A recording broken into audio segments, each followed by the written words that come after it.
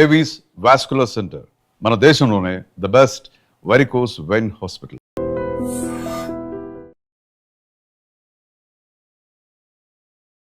నమస్తే, welcome to I dream.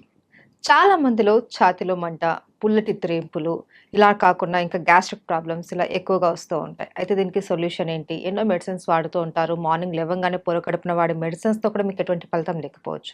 అయితే వీటన్నిటికీ కూడా వంటింటి చిట్కాలతో మనం ఎలా సొల్యూషన్ తీసుకోవాలి అన్న దాని గురించి చక్కగా వివరించడానికి మనతో పాటు ఉన్నారు ప్రముఖ ఆయుర్వేద వైద్య నిపుణులు, వంటింటి చిట్కాలలో చాలా ఫేమస్ ఆయన. ఈ పాటికి మీకు అర్థమైపోయి ఉంటుంది, ఆయనే చిట్టుబట్ల మధుసూదన్ శర్మ గారు. వారితో మాట్లాడి అసలు ఈ గ్యాస్ట్రిక్ ప్రాబ్లమ్స్కి ఎలాంటి సొల్యూషన్ చెప్తారు అన్నది అడిగి తెలుసుకుందాం. నమస్తే సార్. సార్, గ్యాస్ట్రిక్ ప్రాబ్లం అన్నది ఇప్పుడు చిన్నపిల్లలు కూడా మాకు ఛాతీలో మంట వచ్చేస్తుంది, పుల్లగా తేన్పులు వస్తున్నాయి, ఏం తినలేకపోతున్నాము అనేసి చెప్తూ ఉంటారు. అయితే గ్యాస్ట్రిక్ ప్రాబ్లం రావడానికి మెయిన్ రీజన్స్ ఏంటి సార్? గ్యాస్ట్రిక్ ప్రాబ్లమ్స్ రావడానికమ్మా టయానికి ఫుడ్ తీసుకోకపోవడము, కాఫీ టీలు ఎక్కువ తాగడము, junk foods, fast foods, bakery foods ఎక్కువ తీసుకోవడము, రాత్రి ఎక్కువసేపు నిద్ర మేలుకోవడము, మోషన్ను బలవంతంగా ఆపుకోవడము, తర్వాత మల విసర్జన సరిగ్గా చేయకపోవడము, అంటే కాన్స్టిపేషన్ ప్రాబ్లమ్ అమ్మా. సో ఇలాంటివి అనేక రకాలైన కారణాల వల్ల ఈ గ్యాస్ట్రిక్ ట్రబుల్ వస్తూ ఉంటుందమ్మా. ఈ గ్యాస్ట్రిక్ ట్రబుల్ సమస్య ఉన్నటువంటి వాళ్ళలో అందరిలో అన్ని లక్షణాలు ఒకే రకంగా ఉండవమ్మా. కొందరిలో ఒక్కొక్క రకమైన లక్షణాలు ఉంటాయి. కొంతమందికి తేపుల రూపంలో ఈ యొక్క సమస్య ఇబ్బంది పెడుతూ ఉంటుంది, కొంతమందికి కడుపు ఉబ్బరంగా ఉంటుంది, కొంతమందికి వాంతి వచ్చినట్లు ఉంటుంది, కొంతమందికి తల బరువుగా ఉంటుంది, కొంతమందికి మోషన్ ప్రాబ్లం ఉంటుంది, కొంతమంది కడుపులో మంట ఉంటుంది, కొంతమంది కడుపులో ఏదో రాయి పెట్టినట్లు అనిపిస్తూ ఉంటుంది. ఇలా వివిధ రకాలైన లక్షణాలు కలుగుతుంటాయమ్మా. మరికొంతమందికి అయితే ఈ ప్రభావం చేత అంతుబట్టని సమస్యలమ్మా, అంటే కీళ్ళ నొప్పులు, మోకాళ్ళ నొప్పులు, తర్వాత నడుము నొప్పి, భుజం నొప్పి, తలనొప్పి, ఇలాంటి వివిధ రకాలైన నొప్పులు కూడా కలుగుతుంటాయమ్మా. అలాంటి వాళ్ళలో ఏ పరీక్ష చేసినా ఏముండదమ్మా, పరీక్షలు చేయించుకుంటారు కానీ నార్మల్గా ఉంటాయి, సమస్య మాత్రం ఇబ్బంది పెడుతూ ఉంటుంది. గ్యాస్ట్రిక్ ట్రబుల్ సమస్య తగ్గిపోతే కానీ అవి తగ్గిపోవమ్మా. సో అట్లా కొంతమంది ఉంటారమ్మా. ఏది ఏమైనప్పటికీ మీరు అన్నట్లు ఈవెన్ ఒక్కొక్కసారి పరిగడుపున మింగే మాత్రలు కూడా మండి పడతాయమ్మా. కొన్నాళ్ళ పాటు వాడేసరికి అవి కూడా మాకు సాధ్యం కాదని చెప్పేసి మండి పడితే ఆ టాబ్లెట్స్ మార్చుకోవడము, వాటి యొక్క డోస్ పెంచుకోవడము చేసుకునేటువంటి పరిస్థితి ఏర్పడుతుందమ్మా. దీర్ఘకాలికంగా అలాంటి కృత్రిమ ఆధునిక రసాయన ఔషధాలు వాడడం ఏమాత్రం క్షేమదాయకం కదమ్మా. కాబట్టి సేఫ్టీగా ఉన్నటువంటి క్షేమదాయకమైనటువంటి సైడ్ ఎఫెక్ట్స్ అనేటువంటి మందులు వాడుకోవడం మంచిదమ్మా, ఆహార ఔషధాలు. అందుకే అంటే సార్, మన కడుపు చల్లగా ఆరోగ్యంగా ఉంటేనే మనం ఆరోగ్యంగా ఉంటాము అనేసి చెప్తూ ఉంటారు. ఎగ్జాక్ట్లీ. అయితే సార్, ఏంటి సార్ ఈ గ్యాస్ట్రిక్ ప్రాబ్లం లక్షణాలు చెప్పారు, అలాగే ఇది ఎవరికి ఎక్కువగా వచ్చే అవకాశాలు ఉంటాయంటారు? సర్వసాధారణంగా అమ్మా చిన్న పిల్లల్లో తక్కువగా వస్తుంటుందమ్మా ఈ సమస్య. యుక్త వయసు ఉన్నటువంటి వాళ్ళలో, అదేవిధంగా వయసు వచ్చినటువంటి వాళ్ళలో ఎక్కువ కలుగుతుంటాయమ్మా. యుక్త వయసు వచ్చిన వాళ్ళలో వీళ్ళకేమంటే ఆ వయసు ప్రభావం చేత ఆహారం సరిగ్గా టయానికి తినకపోవడము, ఈ ఫాస్ట్ ఫుడ్స్, జంక్ ఫుడ్స్, తర్వాత కొద్ది శాతం మందిలో ఈ ఆల్కహాల్, స్మోకింగ్ ఇలాంటివన్నీ కారణాలమ్మా. రాత్రి ఎక్కువసేపు నిద్ర మేల్కొంటుంటారు. ఇలాంటి కారణాల వల్ల చాలా వరకు యుక్త వయసు వాళ్ళలో కలుగుతుంటాయమ్మా. అదేవిధంగా చిన్నపిల్లల విషయానికి వస్తే వీళ్ళకు చాలా మందికి ఆ చిన్నపిల్లలకు ఆకలి తెలియదమ్మా. కాబట్టి ఆకలి తెలియక సరైనటువంటి ఆహారం సరిగ్గా తీసుకోలేకపోవడం చేత తెలిసి తెలియక వాళ్లకు ఈ యొక్క సమస్య వస్తుంటుంది. రెండోది ఏంటంటే చిన్నపిల్లలు ఈ జంక్ ఫుడ్స్ అవి ఎక్కువ తీసుకుంటుంటారమ్మా. దీనివల్ల కూడా ఈ గ్యాస్ట్రిక్ ట్రబుల్ సమస్యలు వస్తుంటాయి. అట్లే వయసు వచ్చినటువంటి వాళ్ళు చూసినట్లయితే వయసు వచ్చిన తర్వాత ఏదో ఒక సమస్య చుట్టుముట్టి ఇబ్బంది పెడుతూ ఉంటుందమ్మా, ఏదో ఒక రకమైన అనారోగ్యం. ఉదాహరణకి మనం 10 మందిని మనం గమనించినట్లయితే 50 సంవత్సరాలు దాటినటువంటి వాళ్ళలో, అలాగే చెప్పుకుంటూ పోతే ఈ రోజు 40 సంవత్సరాలు దాటినటువంటి వాళ్ళలో ఏదో ఒక సమస్య, అనారోగ్య సమస్య, ఏదో ఒకటి మాత్ర వేసుకుంటుండాల్సిందే, ఆ రోజును గడుపుతుండాల్సిందే. సో ఈ విధంగా వయస్సు పెరిగే కొద్దీ, వయస్సు వచ్చే కొద్దీ వ్యాధుల తాకిడి ఎక్కువైపోతుందమ్మా. వ్యాధుల తాకిడి ఎక్కువైపోద్ది, మందుల వాడకం ఎక్కువైపోతుంది. మందుల వాడకం ఎక్కువైపోద్ది, ప్లస్ ఉన్న మైనస్లు జాస్తి అయిపోతాయి. ఆ మైనస్లలో ఇది ఒకటమ్మా గ్యాస్ట్రిక్ ట్రబుల్. సో వాళ్ళు చాలా సఫర్ అయిపోతుంటారు అనమాట.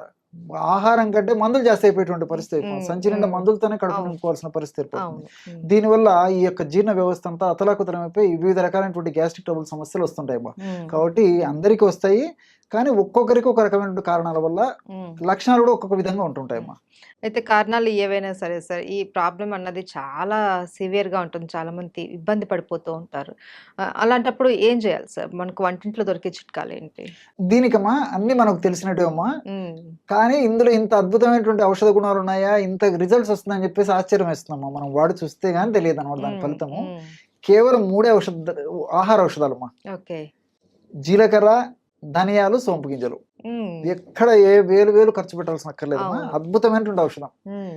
ఈ 3 పదార్థాలు ఒక్కొక్కటి 50 గ్రాములు తీసుకోవాలమ్మా. హ్మ్. అంటే జీలకర్ర ఒక 50 గ్రాములు వేయించేసేసి, హ్మ్. ధనియాలను వేయించి ఒక 50 గ్రాములు, సోంపు గింజలను వేయించేసి ఒక 50 గ్రాములు తీసుకోవాలమ్మా. అన్ని దోరగా వేయించుకోవాలి. అన్ని కలిపేసి మిక్సీలోనే వేసుకోవచ్చమ్మా. హ్మ్. ఓపిక ఉంటే సపరేట్ అని తయారు చేసుకోవచ్చు. ఓకే. లేకపోతే అన్ని కలిపేసి మిక్సీలో వేసేసుకోవచ్చు. హ్మ్. బాగా జల్లి పట్టేసేస్తే సరే ఒక 10 గ్రాములు అటు ఇటు అయినా ఇంచుమించు ఒక 140 గ్రామ్స్ 150 గ్రామ్స్ ఔషధం తయారైపోతుంది. హ్మ్. మొత్తం పౌడర్ బ్రహ్మాండమైనటువంటి పౌడర్ తయారైపోతుంది. హ్మ్. దాన్ని ఒక గాసీసారి నిల్వ ఉంచుకున్నామా, హాఫ్ టీ స్పూన్ ఉదయం ఆహారం తర్వాత అరచేతి మీద వేసుకొని కొద్దిగా చప్పరించేసేసి నీళ్ళు తాగేసేయాలమ్మా. కొద్దిగా హాఫ్ గ్లాస్ వాటర్. ఓకే. రాత్రి ఆహారం తిన్న తర్వాత కూడా ఒక హాఫ్ టీ స్పూన్ ఒక అరచేతులు వేసుకొని చప్పరించాలమ్మా. బాగా ఎంజాయ్ చేస్తూ అది చప్పరిస్తూ మింగేసేయాలి. హ్మ్. ఒక కప్పు అంటే ఒక 100 ml వాటర్ తాగితే సరిపోతుంది. హ్మ్. చిన్నపిల్లలు అయితే కొంచెం డోస్ తగ్గించుకోవాలమ్మా. ఓకే. అంటే 12-13 సంవత్సరాలు దాటినటువంటి వాళ్ళకందరికీ ఈ డోస్ సరిపోతుంది. హ్మ్. ఇంకా 12-13 సంవత్సరాల కంటే తక్కువ ఉన్నటువంటి వాళ్ళలో హాఫ్ టీ స్పూన్ కాకుండా పావు టీ స్పూన్ ఆ రేంజ్లో వాడుకుంటే సరిపోతుంది. హ్మ్. సో ఇది వాడడం వల్ల ఏమైతుందంటే within 3rd day 4th day నుంచి మంచి బ్రహ్మాండమైనటువంటి రిజల్ట్స్ వస్తాయమ్మా. ఓకే. సో ఇప్పుడు మనం చెప్పుకున్నటువంటి లక్షణాలన్నిటికి కూడా ఇది చక్కటి దివ్య పరిష్కారం. ఔషధం. అన్ని దివ్య అవును. ఔషధం. అవును. ఇన్ని లక్షణాలు చెప్పాం కదమ్మా. అవును. ఏ లక్షణమైనా కానివ్వండి, గ్యాస్ట్రిక్ ట్రబుల్ అంటే కేర్ ఆఫ్ అడ్రస్ ఇదే. హ్మ్. అంత అద్భుతంగా పనిచేస్తుంది అనమాట. హ్మ్. సో మనం ఆధునికంగా ఆలోచించినట్లయితేమా, ఇప్పుడు జీలకర్రలో థైమాల్ అనేటువంటి రసాయన పదార్థము, క్యుమినాల్డిహైడ్, ఎపిజెనిన్, ఇలాంటి ల్యూటియోలిన్ అనేటువంటి అనేక రకాలైన రసాయన పదార్థాలు ఉన్నాయమ్మా. హ్మ్. ఇవన్నీ కూడా ప్రత్యక్షంగా పరోక్షంగా గ్యాస్ట్రిక్ జ్యూసెస్ను పెంచేందుకు ఉపయోగపడతాయి. తర్వాత బైల్ జ్యూస్ అమ్మా. బైల్ జ్యూస్ బాగా ఉత్పత్తి అవుతూనే బాగా ఆకలి అవుతుంది, జీర్ణశక్తి బాగా జరుగుతూ ఉంటుంది. హ్మ్. సో బైల్ జ్యూస్ బాగా ఉత్పత్తి అయ్యేందుకు ఈ జీలకర్రలో ఉన్నటువంటి ఇలాంటి అనేక రకాలైన రసాయన పదార్థాలు ఉపయోగపడతాయి. అట్లే ధనియాల్లో కొరియాండ్రాల్ అనేటువంటి రసాయన పదార్థము, ఇలాంటి రసాయన పదార్థాలు కూడా ఈ జీర్ణ వ్యవస్థలో వచ్చేటువంటి వివిధ రకాలైనటువంటి గ్యాస్ట్రిక్ ట్రబుల్ సమస్యలకు ఉపయోగపడతాయమ్మా. హ్మ్. అంటే సోంపు గింజలమ్మా. హ్మ్. సోంపు గింజలో ఎనథాలు, తర్వాత ఫైబరు ఇలాంటి రసాయన పదార్థాలు ఉంటాయమ్మా. హ్మ్. ఎనథాల్ అనేటువంటి ఈ రసాయన పదార్థము మనం తీసుకున్నటువంటి ఆహార పదార్థాలు పులవకుండా చేస్తాయి, బాగా జీర్ణమయ్యేటట్టు చేస్తాయి. తర్వాత చక్కగా విసర్జన అంటే వేస్ట్ పదార్థం త్వరగా విసర్జింపబడేదానికి కూడా ఎనథాల్ అనేటువంటి పదార్థం ఉపయోగపడతాయమ్మా. హ్మ్. అదేవిధంగా ఫైబర్, హ్మ్. ఈ ఫైబర్ కూడా మోషన్ ఫ్రీ అయ్యేందుకు ఉపయోగపడుతుంది. అవును. ఆహార పదార్థం పులవకుండా ఉపయోగపడుతుంది. హ్మ్. అందులో మనకు తీసుకునేటువంటి ఆహార పదార్థాలమ్మా, ఇటువంటి ఆహార పదార్థాల్లో ఫైబర్ ఎక్కువగా ఉన్నటువంటిది ఈ సోపులోనేమా. హ్మ్. అందులో ఈ రోజుల్లో నాగరికత ప్రభావం చేత, పాశ్చాత్య నాగరికత ప్రభావం చేత మనం ఫైబర్ వాడకం తగ్గిపోయిపోయిందమ్మా. అవును. అవును. కాబట్టి ఫైబర్ ఎక్కువగా ఉన్నటువంటి ఇలాంటి సోపు గింజలను వాడుకోవడం వల్ల గ్యాస్ట్రిక్ ట్రబుల్ సమస్యలు తగ్గిపోవడమే కాకుండా శరీరానికి కూడా చాలా రక్షణ ఇచ్చేసేసి ఈ షుగర్, బీపీ, వెయిట్ ఇలాంటివి రాకుండా కూడా కంట్రోల్ చేస్తుందమ్మా ఓకే. ఫైబర్. ఓకే. సో ఇలా అంతేకాకుండా ఇందులో ఉన్నటువంటి పాలిఫినాల్స్ అనేటువంటి ఒక రసాయన పదార్థాలు కూడా ఈ రక్తనాళాల్లో ఫ్యాట్ వల్ల, కొలెస్ట్రాల్ వల్ల, తర్వాత ఈ ప్లేట్లెట్స్ వల్ల పూడికలు ఏర్పడకుండా కూడా ఉపయోగపడతాయమ్మా హ్మ్. ఈ పాలిఫినాల్స్. హ్మ్. సో మనం వాడేది గ్యాస్ట్రిక్ ట్రబుల్ అయినప్పటికీ గ్యాస్ట్రిక్ ట్రబుల్ వల్ల వచ్చేటువంటి సమస్యలు తగ్గిపోతాయి. అట్లే వెయిట్కి ఇది పనిచేస్తుందమ్మా. అంటే వెయిట్ వల్ల వచ్చేటువంటి సైడ్ ఎఫెక్ట్స్, హ్మ్. అదేవిధంగా షుగర్ రాకుండా షుగర్ వల్ల వచ్చేటువంటి సైడ్ ఎఫెక్ట్స్ను కంట్రోల్ చేస్తుంది. హ్మ్. అదేవిధంగా ఈ రోజుల్లో గుండె జబ్బుల సమస్య చాలా మందిలో కలుగుతుందమ్మా. హ్మ్. సో గుండెలో బ్లాక్ కావడము, రక్తనాళాల్లో పూడికలు ఏర్పడడం, ఆ పూడికలు కూడా వచ్చిన పూడికలు త్వరగా తగ్గించేందుకు, ఆ పూడికలు రాకుండా ఉండేందుకు కూడా ఇది ప్రొలాంగ్ చేసేందుకు కూడా ఈ యొక్క ఉపయోగపడుతుంది. మల్టీ బెనిఫిట్స్ ఉన్నాయి కాబట్టి అందరూ క్షేమదాయకంగా వాడుకోవచ్చమ్మా. చాలా అద్భుతమైనటువంటి ఔషధం అమ్మా. Okay sir. ఏ లక్షణాలు కనపడినా సరే మనకి 3 పదార్థాలతో చేసుకున్నటువంటి పౌడర్ కొద్దిగా తీసుకుంటే చాలు. చాలా చక్కటి రిలీఫ్ అయితే మనకు దక్కుతుంది. డెఫినెట్ అమ్మా. Right. Thank you so much sir. నమస్తే.